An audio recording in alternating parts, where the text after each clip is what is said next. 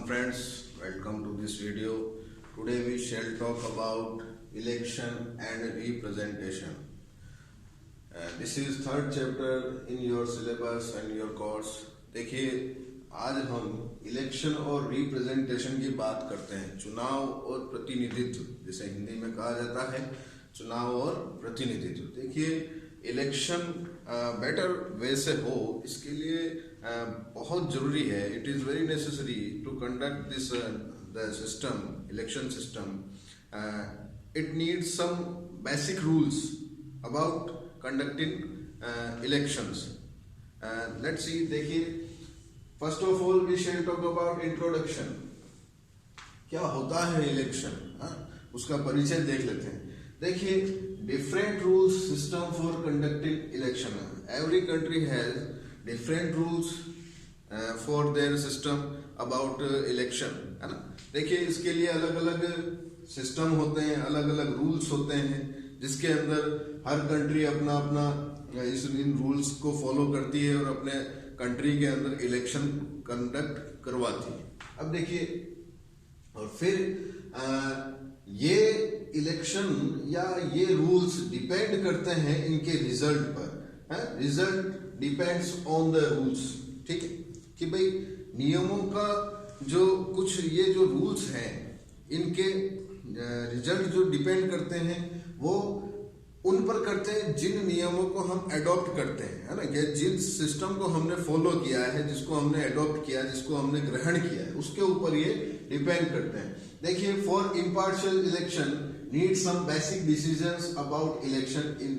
ठीक है, देखिए इम्पार्शियल इलेक्शन यानी निष्पक्ष चुनाव, without any partiality election conduct कराने के लिए कुछ बुनियादी नियमों की आवश्यकता होती है. बेसिक रूल्स, है ना, बुनियादी नियम या आधारभूत नियमों की जरूरत होती है ना, जो इलेक्शन कंडक्ट करवाने में हेल्पफुल रहते हैं. देखिए इस चैप्टर में हम क्या पढ़ेंगे, in this chapter different methods of election, कि भाई इलेक्शन यानी चुनाव कराने के क्या क्या तरीके हैं, कौन कौन से वे हैं, फिर उन तरीकों की क्या विशेषताएं, कैरेक्टरिस्टिक्स एंड इम्पोर्टेंस, कि क्या उनकी क्या इम्पोर्टेंस है ना, कि उनकी क्या महत्वपूर्ण है, वो उसके अंदर बात करेंगे. फिर लास्ट में हम बात करेंगे the debate on electoral reforms, कि भाई यदि इलेक्टोरल रिफॉर्म्स, यदि किसी तरह की कोई कमी है तो उसको सुधारने के लिए क्या चीज आवश्यक होनी चाहिए चुनाव के अंदर, है ना, इलेक्शन सिस्टम में, उसके लिए हम बाद में बात करेंगे.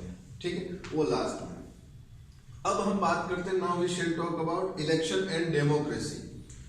चुनाव और लोकतंत्र. डेमोक्रेसी मीन्स लोकतंत्र, कि भाई डेमोक्रेसी में किस तरह से चुनाव होते हैं. देखिए इसके अंदर हमें ये मालूम है कि डेमोक्रेसी के दो टाइप होते हैं, direct democracy and indirect democracy. देखिए डायरेक्ट डेमोक्रेसी के अंदर क्या होता है कि जो पॉपुलेशन होती है, peoples choose their representative directly and their administrative body directly. ठीक, अब इसके अंदर क्या होता है कि citizens directly participate in the day to day decision making, कि जो वहाँ के जो नागरिक होते हैं, citizens जो होते हैं, वो डायरेक्टली पार्टिसिपेट करते हैं गवर्नमेंट के सभी कार्यों में, सभी वर्क्स में, काम में, है ना. और उनके रोजमर्रा के मतलब कि डे टू डे, है ना, कि रोजमर्रा के जो काम होते हैं उनके अंदर सिटीजन्स खुद डायरेक्टली पार्टिसिपेट करते हैं, और डिसीजन मेकिंग यानी कि उनकी जो निर्णय लेने होते हैं वो भी जनता लेती है या पीपल लेते हैं. ठीक है, and running of the government. देखिए गवर्नमेंट के संचालन के लिए, रनिंग, है ना, गवर्नमेंट अच्छी तरह से काम करे, उसके लिए पीपल डिसाइड करते हैं कि हमें किस तरह का एडमिनिस्ट्रेटिव बॉडी चाहिए, किस तरह के ऑफिसर्स चाहिए, ये सब डिपेंड करता है पीपल्स के ऊपर. तो ये डायरेक्ट डेमोक्रेसी की कुछ कैरेक्टरिस्टिक्स है ना. अब देखिए अगर इसका एग्जांपल है कि ये डायरेक्ट डेमोक्रेसी कहाँ मिलती है, तो एंशिएंट सिटी स्टेट जो होते थे ग्रीस के अंदर, है ना, ग्रीस, यूनान जिसे हम कहते हैं, वहाँ के जो प्राचीन नगर राज्य थे वहाँ ये डायरेक्ट डेमोक्रेसी देखने को मिलती है. और प्रेजेंट टाइम में ये लोकल सेल्फ जो गवर्नमेंट होती है ना, स्पेशली ग्राम सभा, इनके अंदर देखने को मिलती.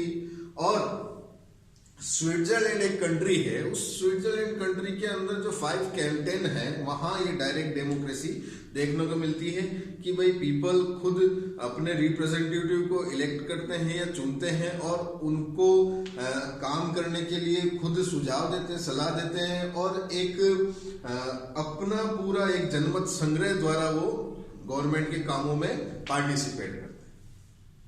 अब देखिए ये जो सिस्टम है डायरेक्ट डेमोक्रेसी वाला, it is possible only small countries, है ना, कि जहां की पॉपुलेशन कम है वहां की कंट्रीज के अंदर ये डायरेक्ट डेमोक्रेसी वाला सिस्टम्स पॉसिबल हो सकता है। क्यों?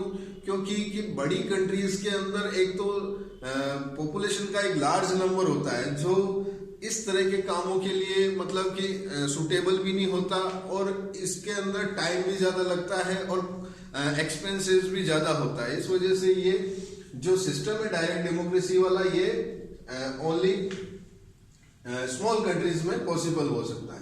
ठीक है, अब देखिए बिग कंट्रीज के अंदर direct democracy can not be practice, कि बड़ी कंट्रीज के अंदर ये डायरेक्ट डेमोक्रेसी अपना कार्य नहीं कर सकती, यहाँ संभव नहीं है। ठीक है, पॉसिबल नहीं है।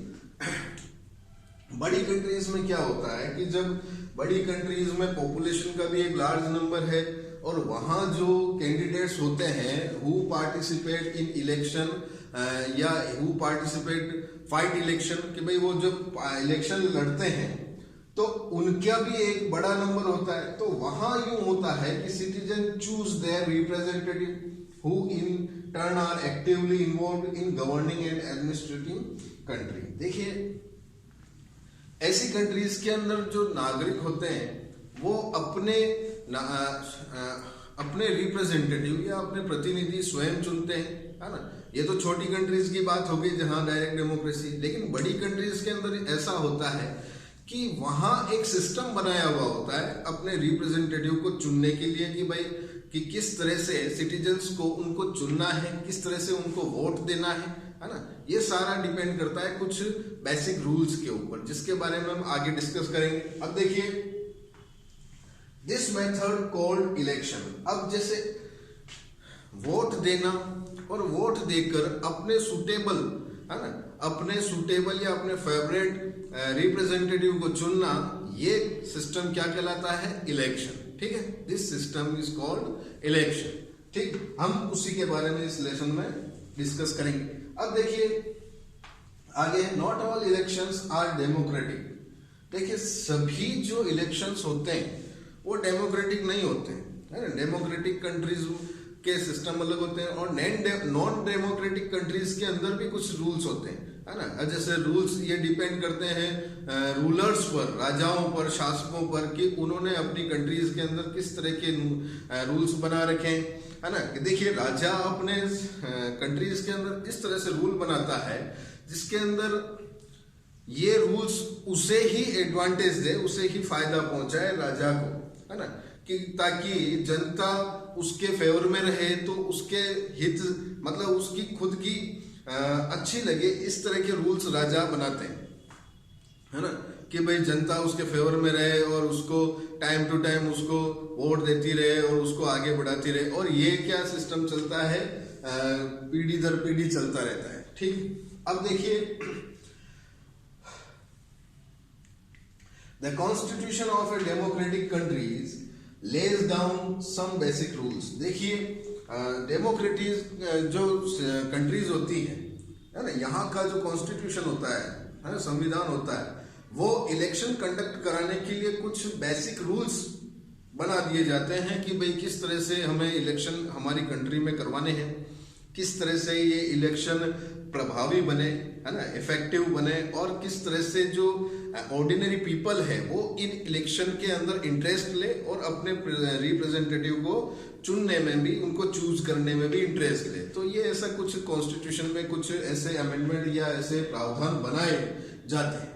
ठीक, next we shall talk about these basic rules are usually about, कि भाई ये जो बेसिक रूल्स होते हैं वो किस बारे में होते हैं, कि भाई देखिए फर्स्ट तो ये है कि who is eligible to vote, कि भाई सबसे पहले कौन एलिजिबल है वोट करने के लिए, वोट देने के लिए, भाई कौन व्यक्ति ऐसा है जो मत देने के योग्य है। ठीक है, फिर उसके बाद who is eligible to contest, ऐसा कौन सा व्यक्ति है जो चुनाव लड़ने के योग्य है ना, ये ऐसे नियम बनाए जाते हैं। फिर उसके बाद हु इज सुपरवाइज, अब जब इलेक्शन करना है तो उस इलेक्शन की सुपरविजन कौन करेगा, उसकी देखरेख कौन करेगा, है ना, ये भी कुछ नियम बनाने आवश्यक है। फिर उसके बाद how do the voters choose their representative, कि भाई कि वोटर्स अपने रिप्रेजेंटेटिव को कैसे चुनेगा, ये भी डिपेंड करता है ना, ये भी डिपेंड करता है बेसिक रूल्स पर, ठीक। फिर उसके बाद how are votes to be counted and representative elected, कि भाई अब जो वोट मिले, जो वोट पड़े उनको कैसे काउंट किया जाएगा, ठीक, उसकी भी नियमावली बनाई जाती है, उसका भी। फिर उसके बाद और काउंट करने के बाद रिप्रेजेंटेटिव कैसे जीतेगा, है ना, कैसे जीतेगा, कि भाई किसको कैसे वोट मिले, कितने वोट मिले, तो उसके अकॉर्डिंग जो रूल्स बनाए जाते हैं उसका भी इसमें कॉन्स्टिट्यूशन में बताया जाता है, ठीक है। अब देखिए the first 3 questions are about ensuring that elections are free and fair. जो ऊपर के जो 3 क्वेश्चन हमने देखे, है ना, ये क्वेश्चन ये इंश्योर करते हैं कि इलेक्शन फ्री एंड फेयर हो, स्वतंत्र और निष्पक्ष हो, बिना किसी पार्शियलिटी के, है ना। तो ये ऊपर के डिपेंड करते हैं ये 3 question free and fair election के लिए, ठीक। फिर जो सेकंड जो क्वेश्चन है, यानी लास्ट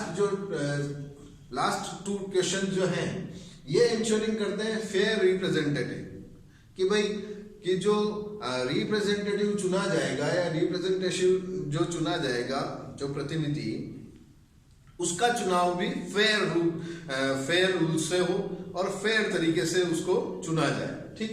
तो ये कुछ ऐसे बेसिक रूल्स बनाए जाते हैं। Now we shall talk about election system in India, कि अब देखिए भारत के अंदर क्या चुनावी व्यवस्था है ना, भारत के अंदर क्या सिस्टम है कंडक्टिंग इलेक्शन के लिए। अब देखिए उसकी बात करते हैं। In democratic election people vote their preference decide who will win the contest, कि देखिए बड़ी बड़ी डेमोक्रेटिक कंट्रीज के अंदर पीपल खुद, है ना, अपने रिप्रेजेंटेटिव को चूज करती है, देयर प्रेफरेंस, कि भाई उनके पीपल के फेवरेट जो रिप्रेजेंटेटिव होते हैं, जो चुनाव में खड़े होते हैं, उनको पीपल चुनती है। और वो जो लोग जो चुने जाते हैं, है ना, वो कैंडिडेट जो चुने जाते हैं, जो भाग लेते हैं, वो रेस्पॉन्सिबल होते हैं पीपल, कि भाई वो जनता के प्रति रेस्पॉन्सिबल होते हैं, कि भाई उनको जवाब देना पड़ता है कि भाई हमने आपको चुना है और आपने अपने टाइम पीरियड के अंदर क्या क्या ऐसे काम करवाए हैं जो पब्लिक वेलफेयर किससे रिलेटेड हो।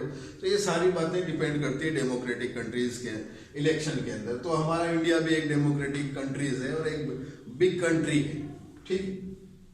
That's why some rules for that about decision, और ये सारे जो नियम होते हैं ये सब कुछ डिसीजन लेते हैं, कुछ निर्णय के आधार पर ये इलेक्शन लिए जाते हैं, किए जाते हैं, ठीक। और ये जो रिप्रेजेंटेटिव होते हैं ये रेस्पॉन्सिबल होते हैं पब्लिक के ऊपर, ठीक है।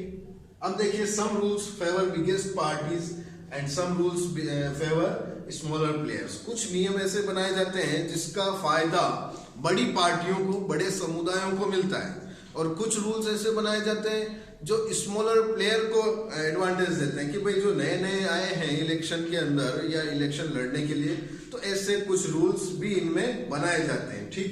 अब देखिए बात करते हैं फर्स्ट जो सिस्टम है इलेक्शन का, उसके अंदर first past the post system.